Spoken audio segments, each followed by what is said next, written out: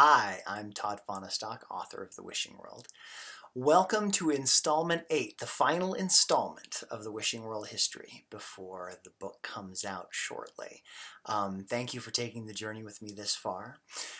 So this time I want to talk a little bit about the process of a writer. And most writers are pretty solitary when they write. I think you ask most writers if writing is a solitary activity, they're going to tell you yes. Now, to be fair, we grab inspiration from all over the place, but when it comes down to putting words on the page, there are few who collaborate, and it is a pretty difficult process. I've done that before myself. So The Wishing World, however, was not that way. So now I had everything I needed. I had great side characters, heroic Gruffy and his stalwart companions, and I had Lorelei, which put all of the interest that I needed to have in the story right smack dab in the middle of all the action.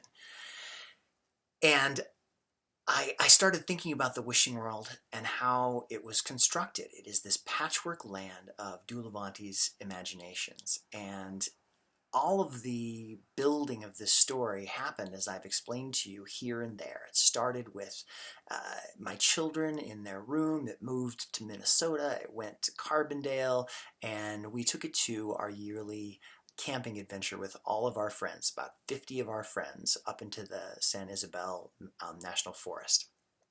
And we were driving in the minivan. Yes, I own a minivan. In fact, I am a huge proponent of the minivan. As a dude, minivans rule. Because it's just so amazingly wonderful of a useful vehicle for kids. But anyways, that shall be another story when I talk about minivans. In this particular case, we had lots of kids in the minivan, and it also allows us a captive audience for something. And this time, as we were driving up the 3-hour drive to get where we were going, I decided to do something more interactive with the kids, where I created a framework of the story and they got to make up their own ideal heroes. And so it was kind of like Dungeons and Dragons, kind of like role playing, right? Where they're coming up with their character and I'm creating this framework for them to build. But each of the kids would tell a part of the story, and then I would pick up and tell a part of the story, and then they would tell a part of the story. And we came up with the Purplerp. It was this poor creature that had lost his five eyeballs. I think actually they were monocles. They were 5 monocles to go on his 5 eyeballs, and they went in search of these. In the end, the Purplerp ended up being evil, and he only realized he was evil when the last monocle got put into place, and then the kids had to figure that out. But anyways, it really opened my eyes to the fact that this novel was a collaborative piece, and so I kept that in my bag of tricks. And as I was continuing the novel, I would continue to pull ideas from my children, and they loved that.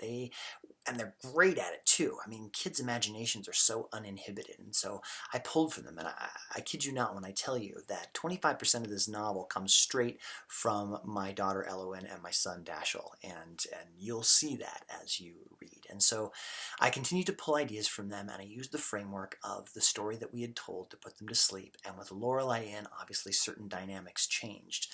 I'm not going to tell you anymore because it's coming out shortly, October 25th. So at this point, I would say thank you for letting me hold you here in this story, and now I'm going to release you out into the wild. Go buy The Wishing World, read it, and you can tell your friends that you know how it came to be. Thanks again for joining me on this journey, and I look forward to seeing you in The Wishing World.